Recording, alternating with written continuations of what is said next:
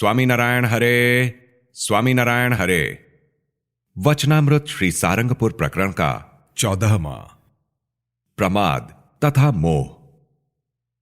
संवत 1877 में भाद्रपद शुक्ला तृतीया 10 सितंबर 1820 को स्वामी श्री सहजानंद जी महाराज श्री सारंगपुर ग्राम स्थित जीवा खाचर के राजभवन के कमरे के बरामदे में पलंग पर विराजमान थे। उन्होंने काले पल्ले की श्वेत धोती धारण की थी, सफेद चादर ओढ़ी थी, मस्तक पर श्वेत पगड़ी बांधी थी, कानों में पीत पुष्पों के गुच्छ लगाए हुए थे और पाग में पीले फूलों के तुर्रे धारण किए थे। उनके कंठ में पीत पुष्पों का हार नाभि तक लटकता हुआ सुशोभित हो रहा था। श्रीजी महाराज पश्चिम की ओर मुखारविंद करके विराजमान थे। उनके समक्ष सभा में मुनि तथा स्थान स्थान के हरिभक्त बैठे हुए थे।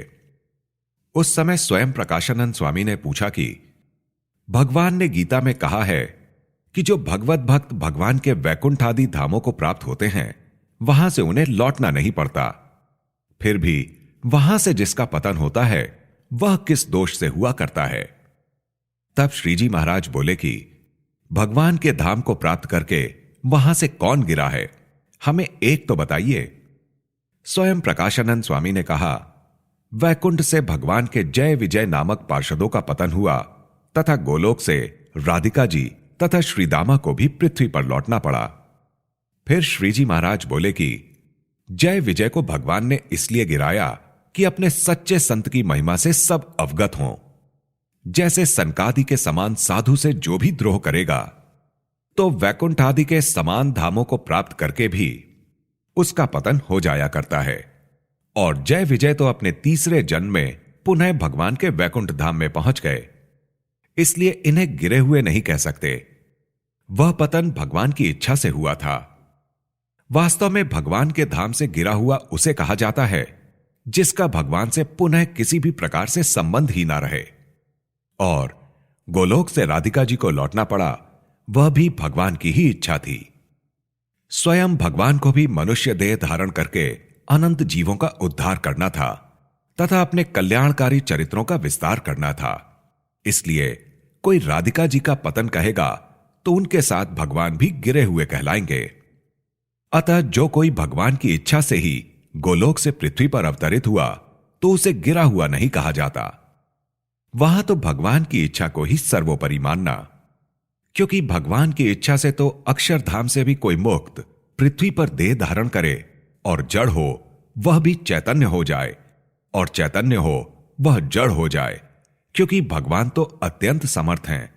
वह जो करे सो हो सकता है, परंतु उस भगवान की इच्छा के बिना भगवान के धाम को प्राप्त कर कोई गिरता ही नहीं है, और जो गिरता है वह तो आधुनिक अपक्व भक्त होता है, और जिसका साधना काल से ही पतन होता है उसे योग भ्रष्ट कहा जाता है।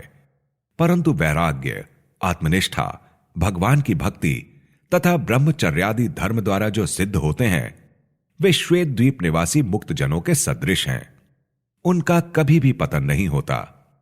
इतनी वार्ता कहने के बाद श्रीजी महाराज ने कहा, लीजिए अब हम एक प्रश्न पूछते हैं। मुनियों ने कहा कि पूछिए।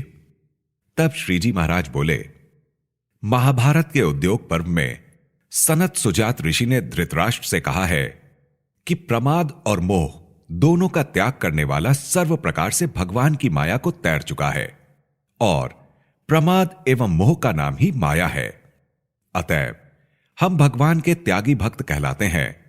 फिर जिसको प्रमाद और मोह रहते होंगे और वह भक्त यदि भगवान की महिमा के बल को लेकर प्रमाद और मोह को मिटाने में सावधानी नहीं बरतेगा तो वह भक्त अपने जीवन काल में कैसा सुख भोगेगा तथा मरकर कैसे सुख को प्राप्त करेगा, यह प्रश्न है।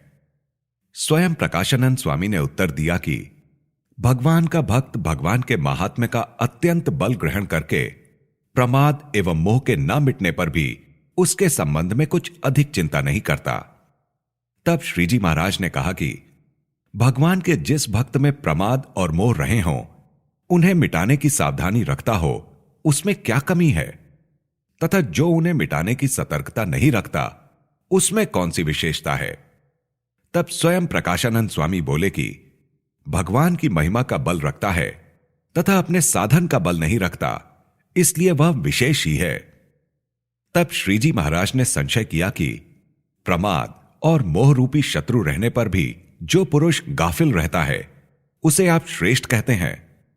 जैसे कोई पतिव्रता स्त्री अपने पति के भय से पतिव्रता धर्म रखने की आशंका से मन में अत्यंत सतर्कता रखते हुए किसी पुरुष से हंसकर ताली नहीं लेती।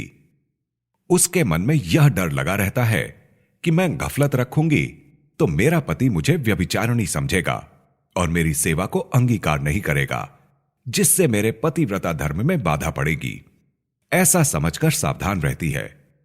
वैसे ही जो भक्त ऐसी पतिव्रता की जैसी भक्ति रखता है और प्रमाद तथा मोह को मिटाने की सावधानी बरतता है, उसमें तो आप भारी दोष बताते हैं। जैसे कोई स्त्री उच्छृंखल होकर अपने मनमाने पुरुष के साथ तालियां देकर घूमती फिरती हो तथा पतिव्रता धर्म का पालन करने की सावधानी नहीं बरतती हो, उसकी तरह जो भक्त प्रमाद और मोह को टालने की सावधानी नहीं रखता हो, उसे आप श्रेष्ठ बतलाते हैं। यह आपकी उल्टी समझ नहीं है तो क्या है? और जो गफलत रखेगा फिर वह भगवान का भक्त होगा तो भी उसके समक्ष प्रमाद तथा मोह नामक दो शत्रु बाधा डाले बिना नहीं रहेंगे। जैसे मदिरा और भांग पीने का नशा जैसे विमुख पुरुष को चढ़ता है, वैसे ही भगवान के भक्त को भी चढ़ता है और वह भी पागल बन जाता है। उसी तरह मदिरा और भांग रूपी प्रमाद तथा मोह जैसे विमुख जीव को बाधा डालते हैं, वैसे ही भगवान के भक्त को भी विघ्न उपस्थित करते हैं। विमुख जीव और हरिभक्त में केवल इतना ही अंतर है कि विमुख से ये दोनों शत्रु टलते नहीं, किंतु भगवान का भक्त यदि सावधानी रखकर उन्हें टालने का उपाय करे तो इन दोनों शत्रुओं का नाश हो सकता है। भगवान के भक्त में इतनी विशिष्टता रहती है, किंतु जो गफलत रखता है वह यदि भगवत भक्त हो फिर भी अच्छा नहीं है। श्रीजी महाराज ने पुनः प्रश्न किया कि स्थूल शरीर कितने तत्वों का है और सूक्ष्म शरीर कितने तत्वों का है, तथा स्थूल देह में तथा सूक्ष्म शरीर में समान तत्व हैं या कुछ न्यूनाधिक हैं। इन दोनों शरीरों के स्वरूप बताइए। स्वयं प्रकाशानंद स्वामी इस प्रश्न का उत्तर देने लगे, किंतु वे यथार्थ उत्तर ना दे सके। तब समस्त मुनि बोले, हे महाराज, कृपया आप ही इसका उत्तर दीजिए। फिर श्रीजी महाराज बोले कि स्थूल शरीर पृथ्वी आदि पंच महाभूत नामक 5 तत्वों का है और सूक्ष्म शरीर 5 ज्ञानेंद्रियों, 5 कर्मेंद्रियों, 5 प्राणों, 4 अंतःकरणों, इन 19 तत्वों का है। उस स्थूल शरीर में भी जब सूक्ष्म शरीर अनुस्यूत भाव से रहता है तभी समस्त क्रियाएं यथार्थ रूप से होती हैं, परंतु उसके बिना नहीं होती, क्योंकि कान, नेत्र आदि इंद्रियों के गोलक से युक्त जो स्थूल शरीर है उसमें उन इंद्रियों सहित सूक्ष्म शरीर मिलता है। तब उन इंद्रियों के विषयों का ग्रहण होता है, परंतु केवल स्थूल देह के गोलोकों से ग्रहण नहीं होता। अतएव पंच तत्वों के स्थूल शरीर में 19 तत्वों का सूक्ष्म शरीर अनुस्यूत रूप से मिला है। इसलिए स्थूल देह में भी 24 तत्व निहित हैं और सूक्ष्म देह में भी पंच तत्वों का स्थूल शरीर एकत्व रूप से रहता है। तभी सूक्ष्म देह के भोग सिद्ध होते हैं और सूक्ष्म शरीर 19 तत्वों का है, उनमें 5 तत्वों का स्थूल शरीर मिलता है। अतः सूक्ष्म शरीर भी 24 तत्वों का है। और यदि सूक्ष्म देह में स्थूल देह अवस्थित है तो सूक्ष्म शरीर में स्त्री का संग करने से स्थूल देह में वीर्यपात हो जाता है। अतः स्थूल देह एवं सूक्ष्म देह की जागृत अवस्था में एवं स्वप्नावस्था में एकता है। मुनि ने पुनः प्रश्न किया कि हे महाराज, इस प्रकार स्थूल देह के सदृश ही सूक्ष्म देह हुई। तब जैसे स्थूल देह में कर्मों का बंधन रहता है, वैसे ही सूक्ष्म देह में भी कर्म बंधन रहता है या नहीं? तब श्रीजी महाराज बोले, स्थूल देह में अपनेपन की जैसी दृढ़ मान्यता है, वैसी ही मान्यता यदि सूक्ष्म देह में हो तो स्थूल देह के कर्मों के समान सूक्ष्म देह में भी कर्म बंधन हो जाता है। और सूक्ष्म देह के कर्मों को जो अल्प कहा गया है वह तो जीव को हिम्मत दिलाने के लिए कहा गया है, और जिसे स्थूल देह और सूक्ष्म देह में कर्तृत्व का अभिमान नहीं होता उसे स्थूल या सूक्ष्म शरीरों से किए गए कर्मों का कोई भी प्रभाव नहीं पड़ता, क्योंकि वह केवल आत्मस्वरूप ही रहता है। ऐसे आत्मज्ञानियों को स्थूल तथा सूक्ष्म देह संबंधी कर्मों का बंधन नहीं होता, और आत्मज्ञानी इस शरीर से अशुभ कर्म तो करता ही नहीं है। फिर भी प्रारब्ध के अनुसार जो सुख दुख आते हैं उन्हें वह भोगता है, और इन सुख दुखों को भोगता हुआ ऐसा मानता है कि मैं इनका भोगता नहीं बल्कि आत्मा हूं। और जो अज्ञानी देहाभिमानी हो उसे स्थूल देह अथवा सूक्ष्म देह संबंधी सभी कर्म लगते हैं। तब वह उन कर्मों के अनुसार सुख दुख भी भोगता है, क्योंकि अज्ञानी पुरुष जिस विषय को भोगता है उसे भोगता हुआ वह स्वयं को देह रूप समझकर ऐसा मानता है कि मैं इस विषय का भोगता हूं।